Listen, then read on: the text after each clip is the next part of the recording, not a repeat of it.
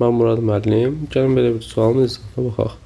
Burada if-i gördükcə, gəlin bu tərəfdə will olmaz. If tərəf will olmaz. Getdi. Baxaq. Z ilə knows işlənməz. Getdi. Bu harda işlənir? Hidə, şidə və itdə.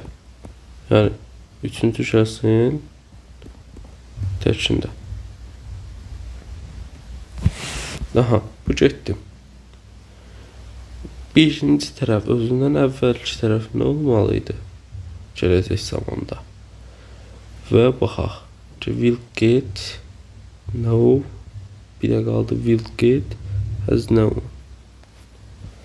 D variantı da getdi. İndi baxaq.